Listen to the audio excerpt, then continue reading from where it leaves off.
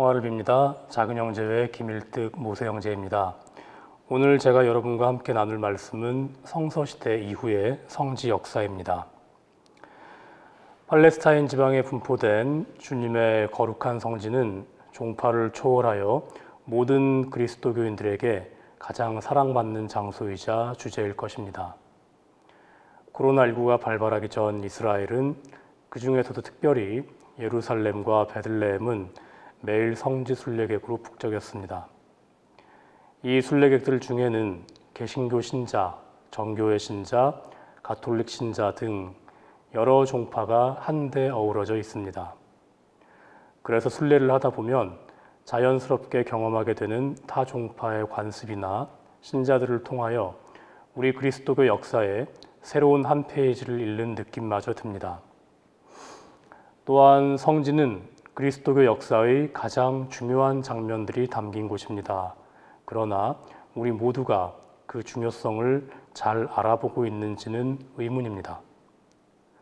수많은 사람들이 성지 순례를 다녀왔습니다만 성지의 역사를 제대로 알고 그래서 더 커진 눈과 마음으로 성지를 순례했는지에 대해서도 의문입니다.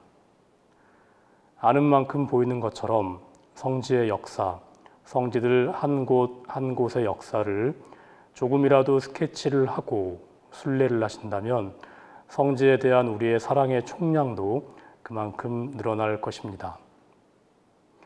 또한 13세기부터 이어진 지난 8세기간의 성지 역사는 작은 형제회 현존의 역사와 불가분의 관계에 있습니다만 아직 우리 한국교회에서는 그러한 부분에 대한 조명이 잘 이루어지지 않았다고 제 개인적으로 느끼고 있습니다. 저의 부족한 이 나눔이 성지에 관한 안목을 더 키우고 그래서 성지를 더 사랑하는 계기가 되기를 바랄 뿐입니다. 이 부족한 나눔을 드리기에 앞서 저의 한계와 부족함을 먼저 말씀드려야 할 것 같습니다. 우선 저는 교회사를 정식으로 공부한 사람이 아닙니다. 그래서 전문적인 역사 전문가 입장에서 보자면 저의 발제가 많이 부족할 것입니다. 저는 역사에 바탕한 프란치스칸 영성을 공부하였고 그래서 프란치스칸 이야기라는 프란치스칸 역사서를 번역한 적은 있습니다. 또한 2009년부터 2011년까지 3년간 이스라엘 성지대표부 소임을 했던 적도 있습니다. 아마도 이러한 저의 배경 때문에 오늘 제가 이 자리에 앉아 있는 것이 아닌가 합니다. 또한 저는 이 발제를 통하여 지금까지 한 번도 밝혀지지 않았거나 발제된 적이 없는 새로운 논지를 제공할 계획은 없습니다.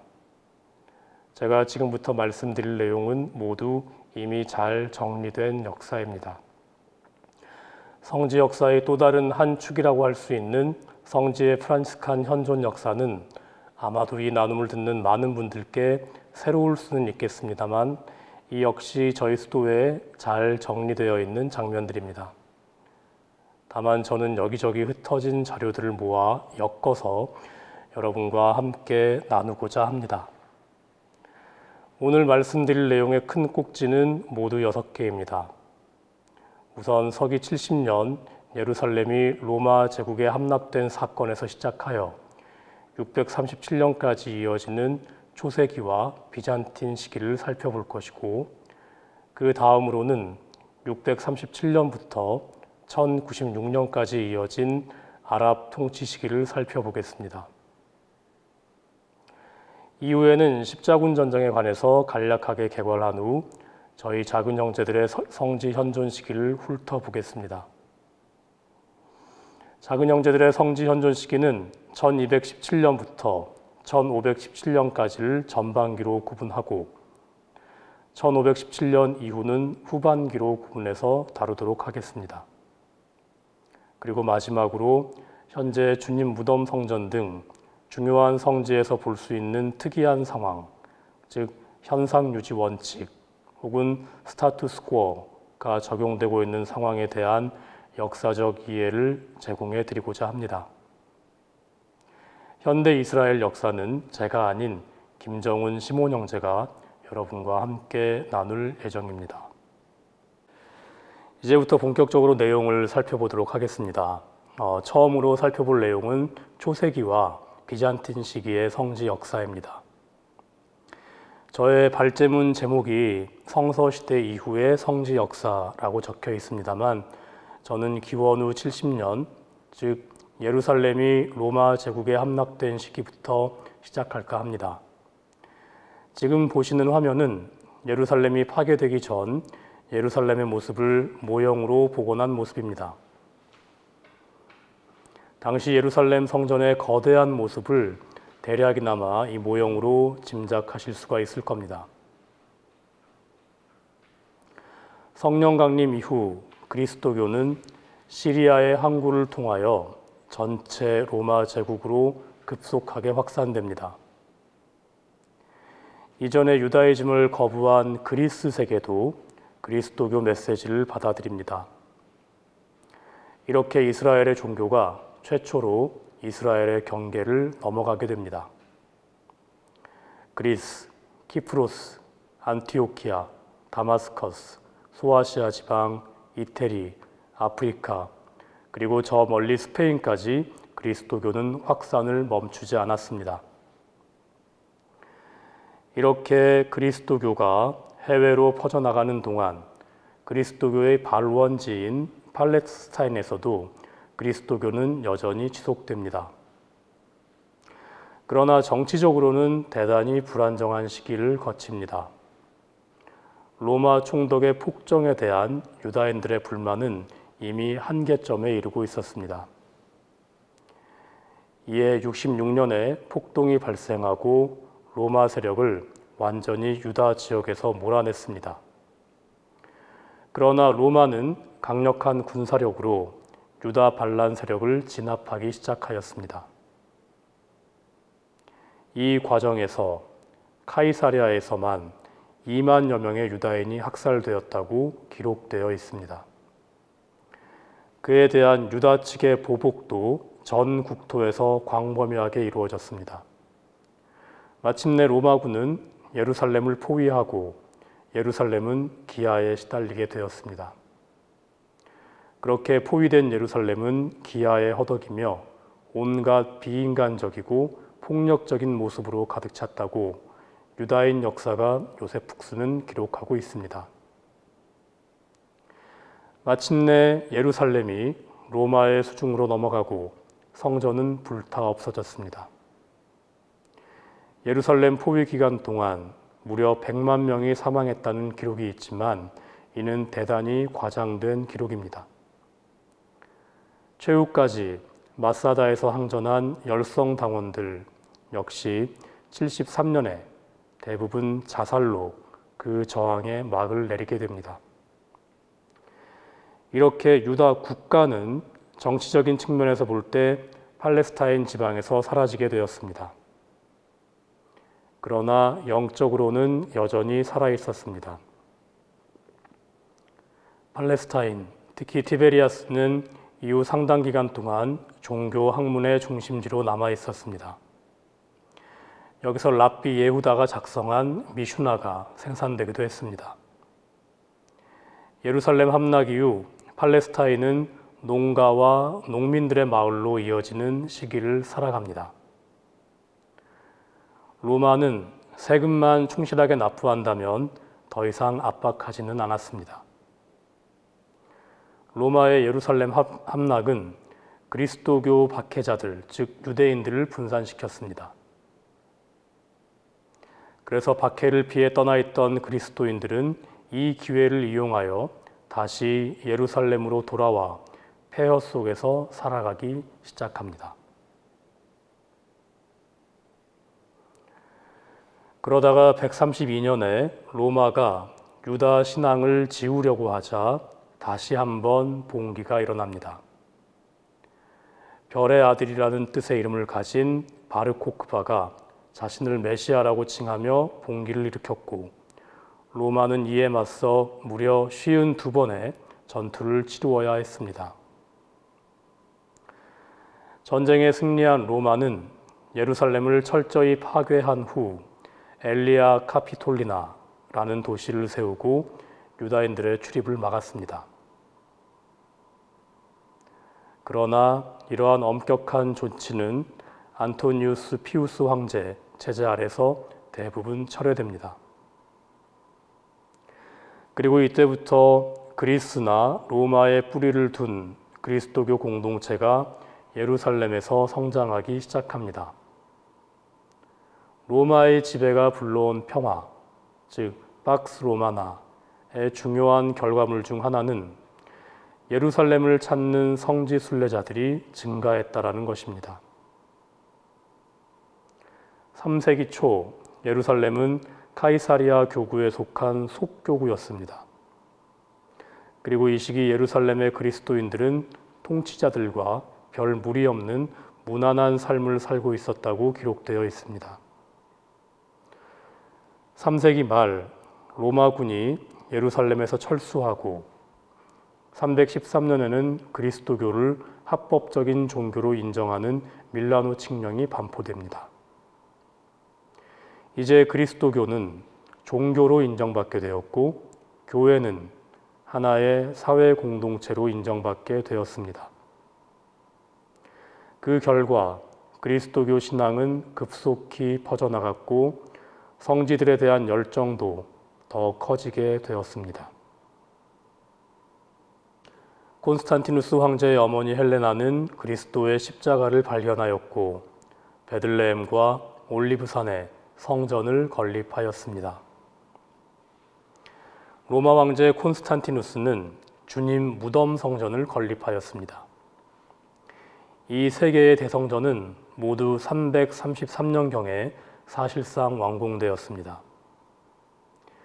주님 무덤 성전은 335년 9월 약 300여 명의 주교들이 참석한 가운데 축성되었습니다. 이 위대한 건축물들은 모두 비잔틴 예술과 건축의 위대한 시대가 팔레스타인에서도 시작되었음을 알리는 것이었습니다.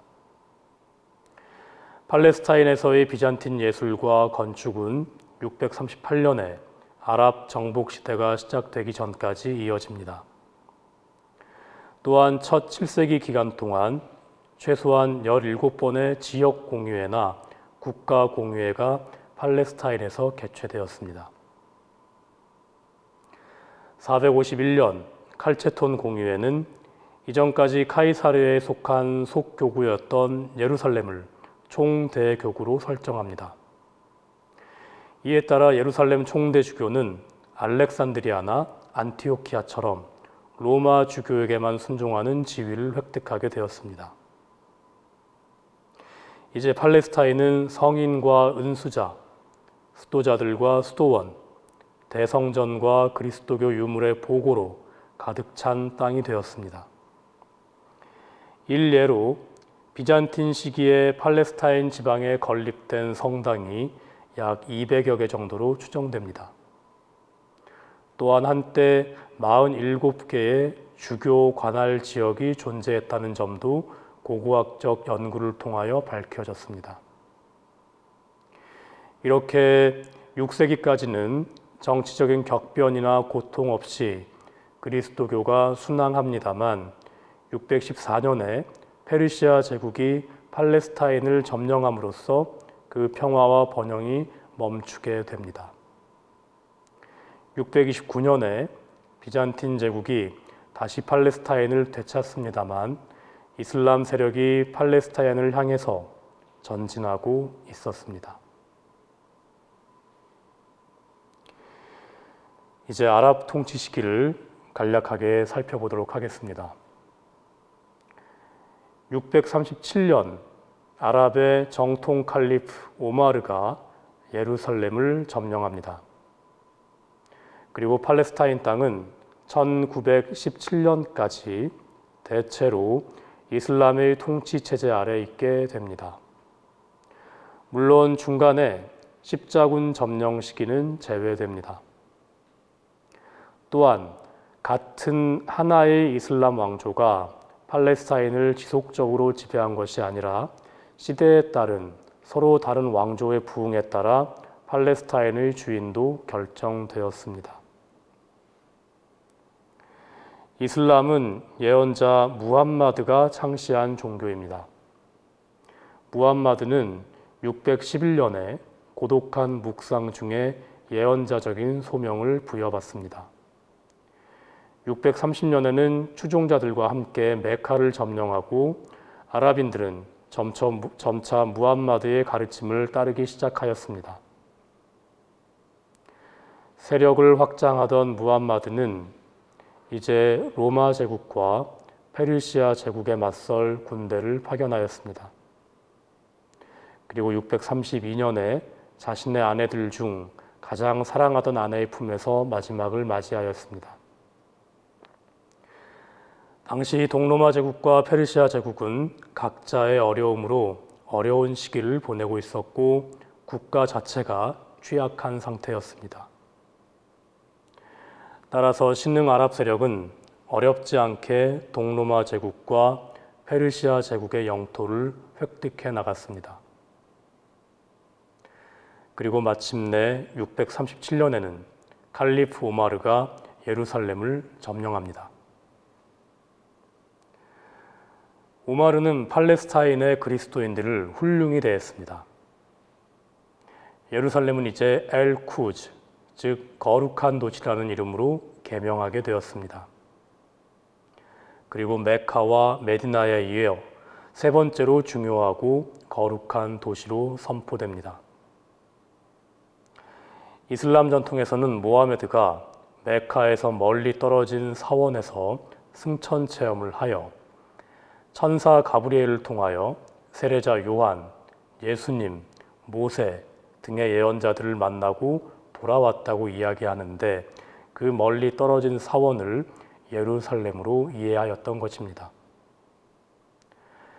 대부분의 그리스인들은 다른 곳으로 이주해야 했지만 그리스도인들은 용인되었습니다. 팔레스타인 그리스도인들의 관점에서 보자면 지배 세력이 이슬람으로 바뀌었음에도 통치 체계는 거의 변하지 않았습니다. 오히려 그리스도인들은 당시 부패한 정치 체계를 대신할 새로운 통치자를 기쁘게 맞이했다고 합니다. 그러나 8세기 초에 이 관계에 변화가 생깁니다. 그리스도인들은 자신을 보호해 줄 그리스도교 권력을 찾는 상황에 이르게 되었습니다. 그러나 당시 비잔틴 제국의 콘스탄티노플은 내부 문제로 팔레스타인의 그리스도인들을 도울 수가 없었습니다. 그래서 팔레스타인의 그리스도인들은 서방 세계의 도움을 요청하였습니다. 이 요청에 응답한 이가 바로 프랑스의 샤를마뉴입니다. 샤를마뉴는 당시 칼리프인 하룬과 협상하여 팔레스타인의 그리스도인들을 보호합니다. 이것이 성지 역사의 또 다른 한 줄기를 담당하는 프랑스 보호령의 시작이라고 볼 수도 있겠습니다. 칼리프 하룬 이후 아랍 세계는 점차 정치적 통일성을 이뤄갔습니다. 969년 북아프리카에서 발흥한 파티마 왕조의 칼리프가 카이로를 점령하였고 1171년 셀주크 터키의 살라딘에 의해 무너지기 전까지 파티마 왕조는 그 위세를 유지하였습니다. 다시 예루살렘으로 돌아와서 보면 비잔틴 황제가 이슬람 군대를 상대로 계속해서 승리를 거두자 칼리프 하킴은 그에 대한 보복으로 주님 무덤 성전을 불태웁니다. 이때가 1009년이고 하킴은 그리스도인들을 박해하기 시작하였습니다. 그러나 하킴의 아들은 그리스도인들을 다시 용인하였고 주님 무덤 성전은 다시 건립되었습니다. 이를 위하여 비잔틴 황제가 막대한 자금을 조달하였습니다.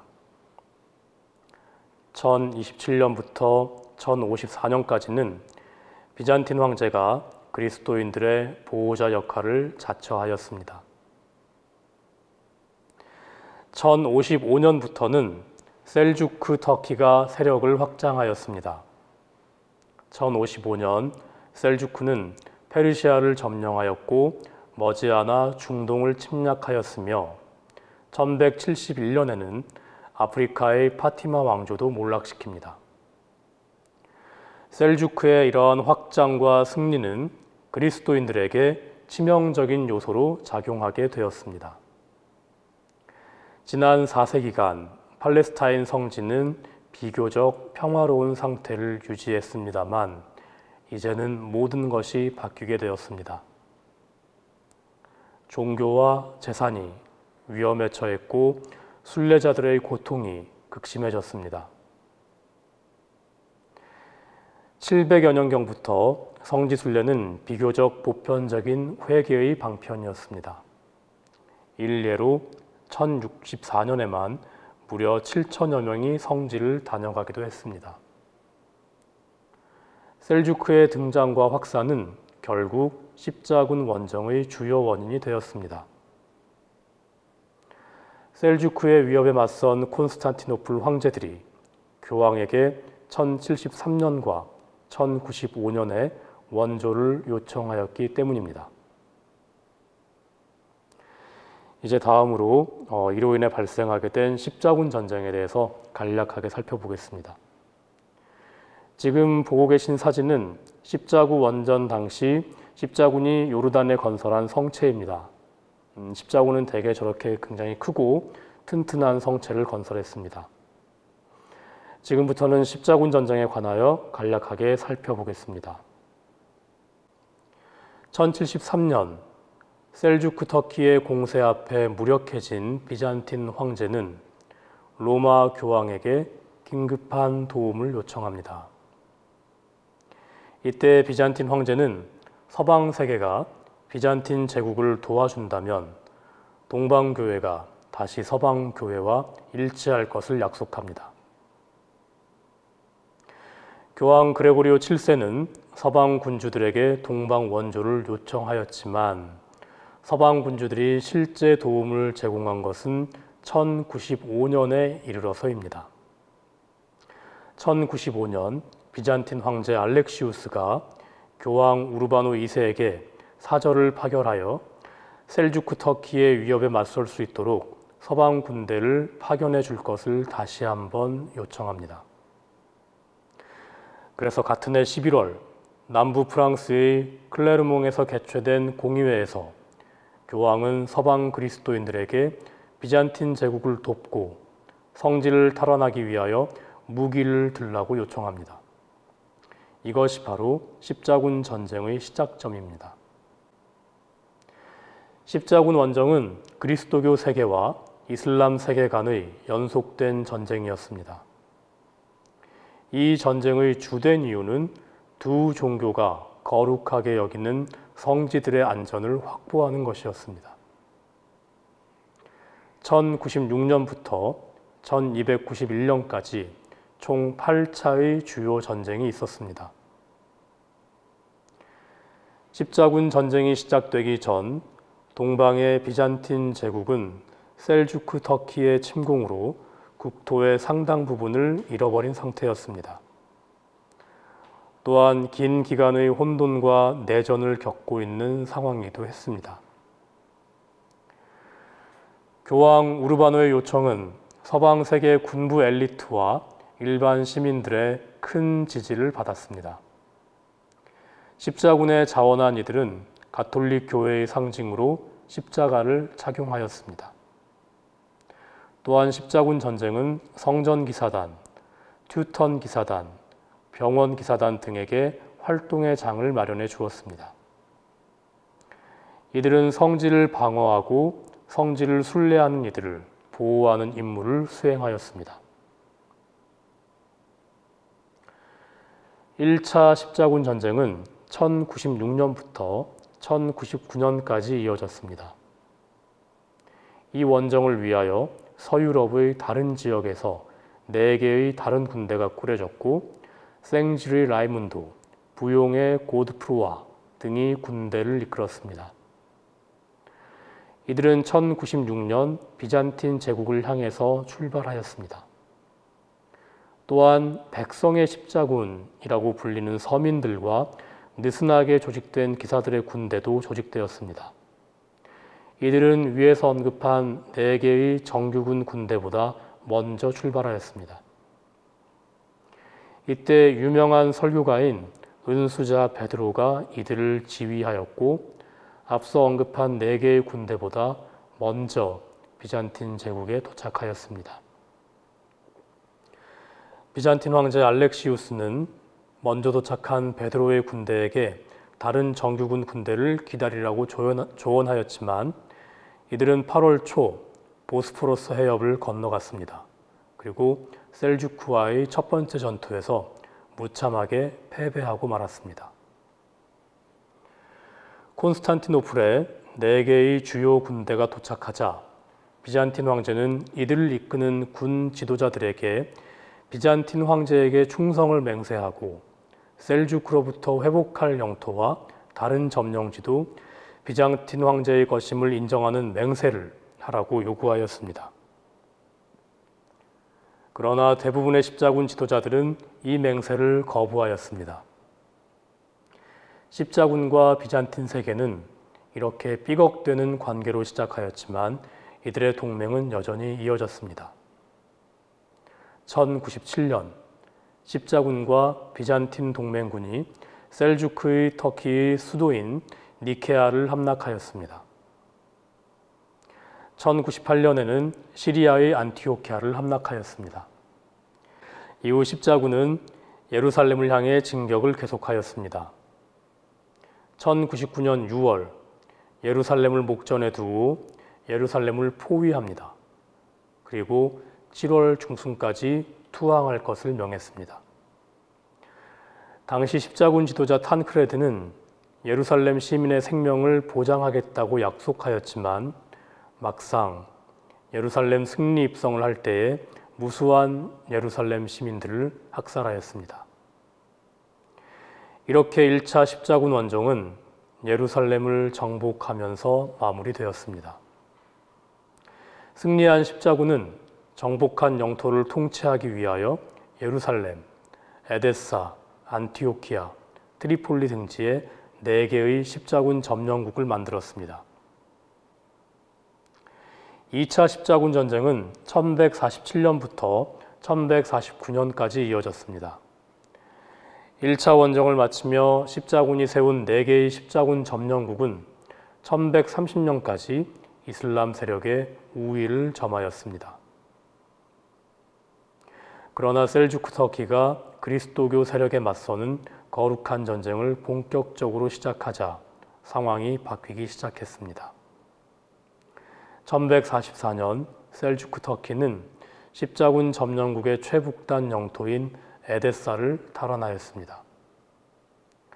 셀주크의 에데사 함락은 서방 유럽 세계를 당황하게 만들었고 그리스도교 지도자들은 또 다른 십자군 원정을 요청하였습니다. 그래서 프랑스 왕 루이 8세와 독일의 왕 콜라드 3세가 지휘하는 두 번째 십자군 전쟁이 시작되었습니다. 그러나 이들은 주요 전투, 즉 도릴라이움 전투와 다마스커스 전투 등에서 치욕적인 패배를 당하였습니다. 이렇게 2차 원정이 막을 내렸습니다. 3차 십자군 전쟁은 1187년부터 1192년까지 이어졌습니다. 이집트의 파티마 왕조마저 무너뜨린 셀주크 세력은 1169년에 카이로를 점령하고 계속해서 십자군의 압박을 가합니다. 1187년 살라딘은 십자국 점령국에 대항하는 군사작전을 시작하고 하틴 전투에서 십자군을 격파합니다. 그리고 큰 영토와 함께 예루살렘을 탈환하였습니다. 이에 분개한 유럽은 3차 십자군 원정을 결정하였습니다. 이 전쟁은 프랑스 왕 필립 2세, 잉글랜드 왕 리차드 1세, 프레데릭 바르바로사 황제 등이 주도하였습니다. 그러나 3차 십자군 전쟁에서 전투라고 불리울 만한 전투는 단 한 차례밖에 없었습니다. 1191년 9월 잉글랜드의 왕 리차드가 이끄는 군대가 아르수프 전투에서 살라딘의 군대에 승리한 전투였습니다. 이 승리로 항구 도시 자파를 탈환하였고 탈환 지역에 그리스도인 통치 구조를 재설립하고 예루살렘으로 접근하였습니다. 1192년 리차드와 살라딘 간의 평화협정이 맺어졌습니다. 이 평화협정으로 가톨릭 신자들이 3년간 아무런 지장 없이 예루살렘으로 들어가는 것이 허락되었습니다.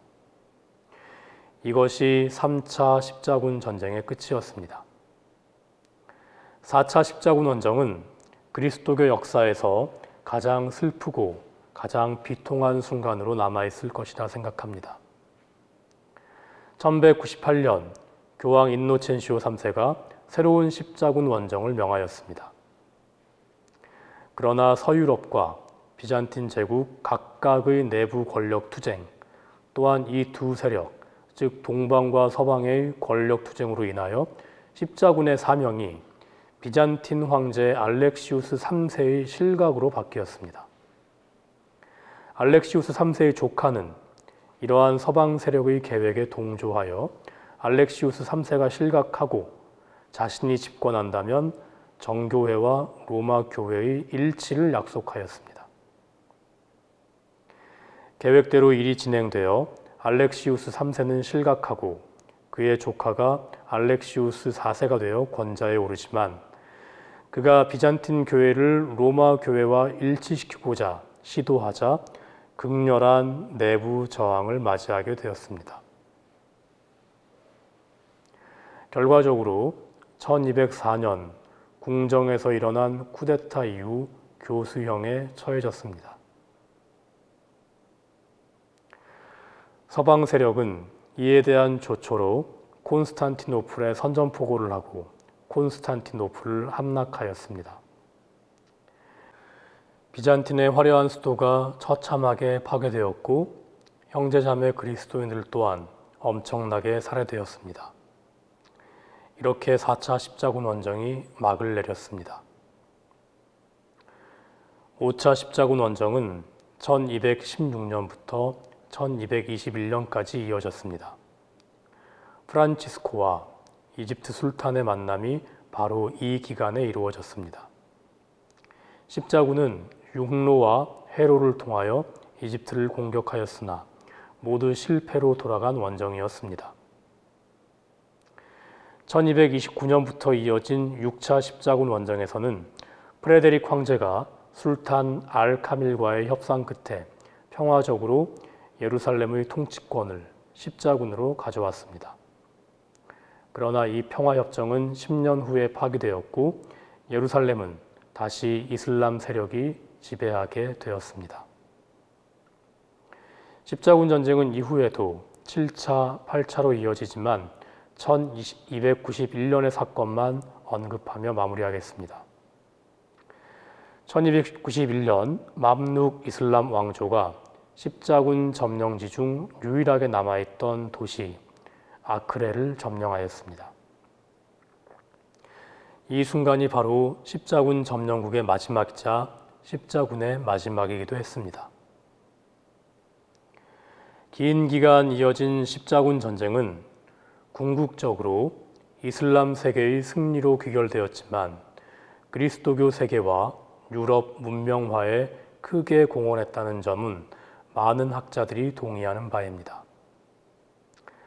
사실 십자군 전쟁이 시작되기 전 서방 유럽 세계는 비잔틴 제국이나 이슬람 제국에 비하여 문명의 발달 정도가 현저하게 떨어져 있었습니다.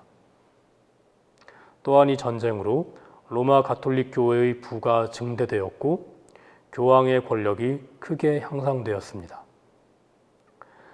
나아가 유럽 전역의 무역과 교통망도 크게 개선되었습니다. 십자군 원정은 지속적인 보급과 교통수단을 필요로 하였는데 이는 선박 건조와 보급품 제작과 관련된 기반 산업의 비약적인 향상으로 귀결되었습니다. 이슬람 측에서 볼 때 십자군은 부도덕하고 잔인한 야만인들이었습니다. 십자군이 자행한 무슬림, 유다인, 비그리스도교인들에 대한 무자비한 학살은 쓰디쓴 분노로 귀결되었고 이는 오늘날까지 이어지고 있다고 해도 과언이 아닐 것입니다. 이제부터는 십자군 패퇴 이후 성지에서 전혀 새로운 방식으로 전개된 그리스도인 증거, 즉 프란치스칸 시기를 개괄하도록 하겠습니다. 첫 번째로 1217년부터 1517년까지로 구분되는 프란치스칸 시기 초기를 살펴보겠습니다. 그 중에서도 성지의 프란치스칸 현존의 기원과 오늘날 성지보호구라고 불리는 성지관구 초기, 즉 1342년까지를 우선적으로 보겠습니다.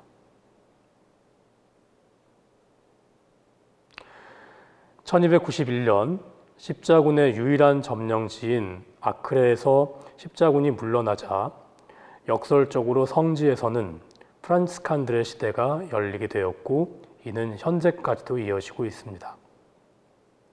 프란치스칸 작은 형제들은 1300년대 중반부터 지금까지 성지에서 사실상 가톨릭을 대표하고 있습니다. 지금부터는 이 역사를 그 배경에서부터 차근차근 살펴보도록 하겠습니다. 성지의 프란치스칸 현존과 관련하여 이야기를 전개할 때 빠지지 않고 등장하는 이야기가 바로 작은 형제회의 창설자인 아시시의 성 프란치스코와 이집트 술탄 알 말릭 알 카밀의 만남에 관한 이야기입니다. 이 두 인물의 만남은 1219년 5차 십자군 전쟁이 전개될 무렵에 있었습니다. 이 두 인물의 평화적인 만남과 대화는 보편적인 형제애와 사회적 우애에 관한 최근 교황 프란치스코의 회칙, 모든 형제들 사망에서도 언급되어 있습니다. 교황 프란치스코는 이 글에서 성 프란치스코의 열린 마음, 자신의 정체성을 포기하지 않는 가운데 모든 일을 끌어안고자 하는 태도, 다른 신앙인들에게도 기꺼이 그리고 형제적으로 순종하는 프란치스코의 태도를 모든 경계를 초월하는 형제애의 모범으로 제시합니다. 성 프란치스코가 동방여행을 결정하기 이전 이미 작은 형제회는 1217년 총회를 통하여 해외 선교를 결정하였고 이때 이미 십자군 점령 지역으로 파견되기를 자원하는 형제들이 나타났습니다. 그래서 총회는 코르토나의 엘리야 형제를 대표로 하는 선교단을 파견하며 시리아 관구를 설립하였습니다. 이 관구는 이집트, 팔레스타인, 요르단, 시리아, 안티오키아, 키프로스, 그리스 등 전체 중동 지역을 아우르는 방대한 영역을 관할하는 단위체였습니다. 그리고 저희 수도의 가장 초기에 설립된 11개 어머니 관구들 중 하나였습니다. 시리아 관구는 특별히 주님의 성지를 포함하고 있었기에 대단히 특별한 관구로 여겨졌습니다. 이렇게 성지를 포함한 관구, 시리아 관구는 그 시작에서부터 작은 형제회의 가장 중요한 관구로 간주되었습니다. 아마도 이런 이유 때문에 엘리야 형제에게 대표 직무가 맡겨졌던 것으로 보입니다. 엘리야 형제는 행정력, 문화적 소양, 경력 등으로 인해 당시 급성장하던 형제회 안에서 저명한 인사로 평가받고 있었습니다. 엘리야 형제는 열정과 탁월한 자질로 지중해 지역 남동부에 위치한 모든 지역에서 프란치스칸 사도직의 기초를 놓았다고 평가받고 있습니다. 아시시의 성 프란치스코는 1219년 5월 26일 작은 형제회의 성령 강림 총회 중 자신의 동방 여행을 결정하였습니다. 이 여행에 동반한 형제는 카타니의 베드로, 일루미나토 형제 등이었습니다. 이들은 곧 안코나를 출발하여 아크레에 도착하였고 이때 엘리야 형제가 이들을 맞이하였습니다. 아크레는 십자군 점령 도시 중 하나였습니다. 프란치스코와 일행은 다시 팔레스타인 해안 루트를 통해 이집트의 다미에타로 항해하였습니다. 그리고 7월 말에 이집트 다미에타에 도착하였습니다. 그리고 8월, 프란치스코는 십자군들의 전쟁 준비를 목격하였습니다. 그리고 8월 29일, 십자군은 다미에타 이슬람 세력에 대한 공격을 결정하고 실행하였지만 돌아온 것은 처참한 패배였습니다. 저희 수도의 전기사가 토마스 첼라노는 이 전투를 이 첼라노 30번에 기록하기도 하였습니다. 이후 십자군 지도부는 휴전을 요청하였습니다. 그리고 프란치스코는 바로 이 휴전 기간에 이집트 술탄을 만나러 들어갔습니다. 대부분의 프란치스칸 사료들은 프란치스코가 술탄을 만나고자 했던 동기를 순교에 대한 열망과 사라산인들의 회개를 위한 것, 사라산인들을 회개시켜 세례를 주기 위한 것으로 명시하면서 두 인물의 만남에 전설적인 요소를 추가하는 데 주저하지 않았습니다. 결과적으로 프란치스칸 사료들만 읽어볼 경우 프란치스코와 이집트 술탄 간의 만남에 있었던 진실을 파악하는 데 어려움이 있을 수 있습니다. 프란치스코가 적용한 방식은 당대 그리스도인 개념 안에서 지배적이었던 일종의 적대적인 태도는 분명히 아니었습니다. 실제로 프란치스코는 비그리스도인들을 향해 떠나는 형제들에게 다음과 같은 지침을 주기도 했습니다. 파견되는 형제들은 그들 가운데서 두 가지 방법으로 영적으로 지낼 수 있습니다. 한 가지 방법은 말다툼이나 논쟁을 하지 않고 하느님 때문에 모든 인간 피조물에게 아랫사람이 되고 자신들이 그리스도인임을 고백하는 것입니다. 다른 방법은 하느님을 기쁘게 해드리는 일이라고 볼 때에 하느님의 말씀을 전하여 그들로 하여금 성부와 성자와 성령이시고 만물의 창조주이신 전능하신 하느님과 구세주요 구원자이신 아드님을 믿도록 하여 그들이 세례를 받아 그리스도인이 되도록 하는 일입니다. 이러한 지침을 프란치스코가 남겼던 거죠. 즉, 프란치스코는 비신자들 가운데에서의 우선적인 태도를 말다툼이나 논쟁을 하지 않고 하느님 때문에 모든 인간과 피조물에게 아랫사람이 되고 자신들이 그리스도인임을 고백하는 일이라고 명시합니다. 이러한 지침을 만든 프란치스코가 이집트 술탄을 만나러 가는 길에 우선적으로 그 술탄을 회개시켜서 세례로 이끌겠다고 마음먹었다고 보는 것은 거의 불가능합니다.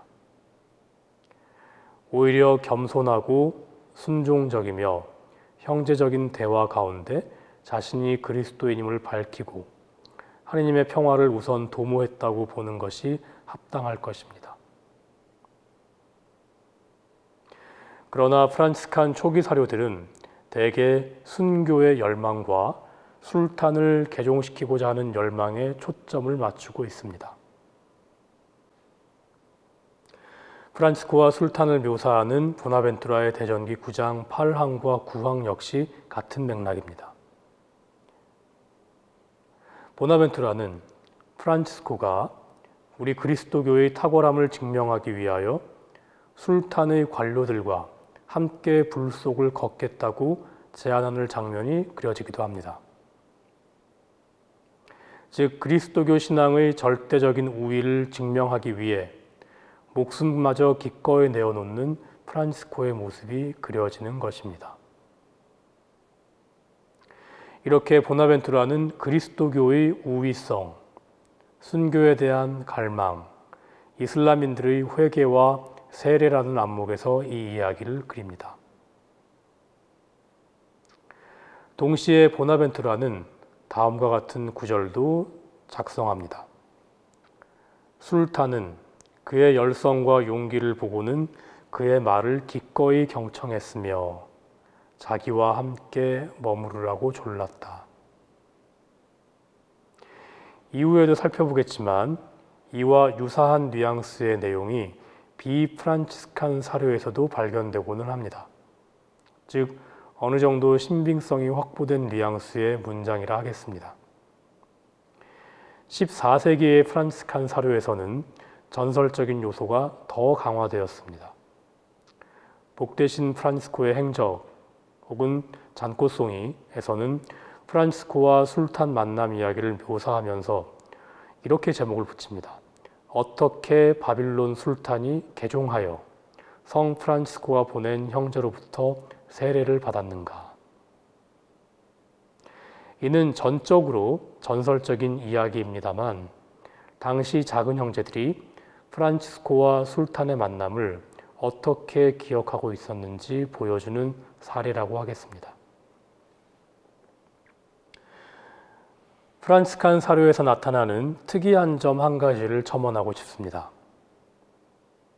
그것은 술탄이 프란치스코에게 건네준 일종의 자유통행 표지에 관한 것입니다. 프란치스코는 이 표지를 가지고 이슬람 세계를 어느 곳이든 여행할 수 있었다고 합니다.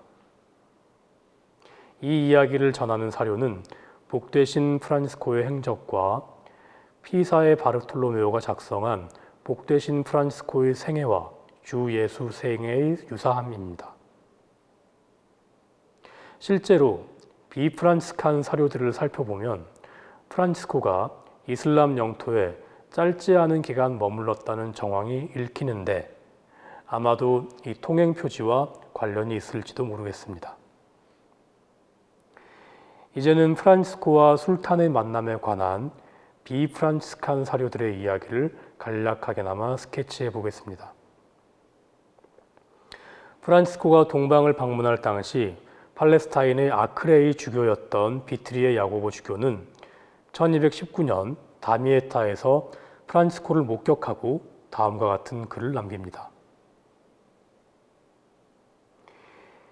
이 형제들의 수도회를 창설한 스승은 우리 군대가 있는 데로 왔다가 신앙의 열정에 불타 적군들이 있는 데로 넘어가기를 두려워하지 않았습니다. 며칠 동안 사라센인들에게 주님의 말씀을 전파했는데 별 효과를 거두지 못했지만 이집트의 군주 술탄은 하느님의 영감을 받아 하느님의 마음에 가장 드는 종교를 받아들일 수 있도록 자기를 위해 주님께 기도해 달라고 비밀리에 부탁했습니다. 라고 증언을 하고 있습니다. 여기서도 며칠 동안이라는 표현이 나오죠. 그리고 보나벤투라와 같은 맥락, 기쁘게 이야기를 듣고 기도해달라고, 심지어 기도해달라고 부탁했다라는 구절까지 나옵니다. 비트리의 야고보의 이 증언은 실제로 프란치스코가 술탄과 이야기를 나누었고 이슬람 캠프에 상당 기간 머물렀음을 증언한다고 하겠습니다. 또한 보나벤투라 대정기가 전하는 술탄은 그의 열성과 용기를 보고는 그의 말을 기꺼이 경청했으며 자기와 함께 머무르라고 졸랐다 라는 문장과도 일정 부분 맥이 닿아 있습니다. 1229년부터 1231년 사이에 작성된 황제 에라클레스의 역사라는 책에서는 다음과 같은 이야기가 기록되어 있습니다. 프란치스코 형제라고 불리는 작은 형제회를 창설하니 훗날 시성되고 공식적으로 그 품 위에 올려지니 그래서 우리가 성 프란치스코라고 부르는 이가 다미에타의 군대로 왔다. 프란치스코는 많은 좋은 일을 성취하였고 병역함이 덮칠 때까지 그곳에 머물렀다. 바로 그 이유로 다미에타를 떠나 시리아에서 상당 기간 머물렀다. 그리고 시리아에서 그의 나라로 돌아갔다. 여기서도 시리아에서 상당 기간 머물렀다라고 전하고 있습니다. 굉장히 주목할 만한 부분이라고 생각을 합니다. 이제는 이슬람 측 사료 하나를 간략하게나마 살펴보도록 하겠습니다. 프란치스코가 만났던 술탄의 영적 조언가 중 한 사람이 1224년에 사망하여 카이로에 묻혔습니다. 그리고 그의 묘비에 다음과 같은 문구가 적혀 있습니다. 그는 모든 사람이 인정하는 덕을 가지고 있었다.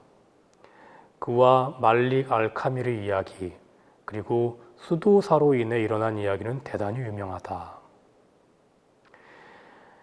일부 이슬람 학자들과 프란치스칸 역사가들은 이 묘비에 적혀 있는 이 수도사가 바로 프란치스코라고 논하기도 합니다. 그러나 이 주제는 여전히 토론의 여지가 있으며 모든 학자가 그러한 의견을 받아들이는 것은 아닙니다. 요컨대 프란치스코가 다미에타에서 이집트 술탄을 만나 대화를 나누었고 그 대화의 분위기가 상당히 호의적이고 형제적이었다는 점은 어느 정도 추론이 가능하리라 생각됩니다. 현재도 작은 형제회 성지 보호구에서 소임을 하고 있는 노엘 머스켓이라는 프란치스칸 학자는 성인과 술탄의 만남에 대한 사료가 처음에는 연대기 작가들의 역사적인 문헌에서 나중에는 점차적으로 전설적인 성인전의 형태로 또한 자기 변호 이야기의 형태로 퇴보하였다고 논합니다. 이는 전형적인 십자군 정신과 프란치스코의 성덕이 갖는 기적적이고도 특출한 면을 강화하고자 했던 작은 형제들의 열망을 폭로한 것이라 평합니다. 또한 2009년에 성인과 술탄이라는 책을 저술한 폴 모세스라는 학자이고 역사가는 성인과 술탄의 만남을 현대적으로 재해석합니다. 여기서 저자는 보나벤투라의 대전기가 전하는 두 인물의 이야기, 즉 프란치스코가 순교의 열망으로 술탄을 찾아갔다고 전하는 것은 역사적인 측면을 강조한 것이 아니라 성인들의 삶을 이상화한 성인전의 측면이 부각된 것이라 평합니다. 또한 보나벤투라는 작은 형제회의 총봉사자였으므로 당연히 그렇게 작성할 수밖에 없었습니다. 왜냐하면 당시 종교재판관들은 십자군에 반대하는 행위를 이단의 증거로 보고 있었고, 따라서 보나벤투라 입장에서 보자면 작은 형제회의 창설자를 적들과의 공통 분모를 발견한 평화의 중재자로 묘사한다는 것은 전혀 이득될 것이 없었을 것이기 때문입니다. 그리고 또한 초기에 작성된 프란치스칸 전기는 모두 교황들이 성지를 탈환하는 데 주저하는 백성들을 강하게 밀어붙이고 있던 시기에 작성되었음을 고려해야 할 것입니다. 네, 이제 1시간 정도 지났는데요. 잠시 쉬었다가 다시 두 번째 시간 시작하도록 하겠습니다.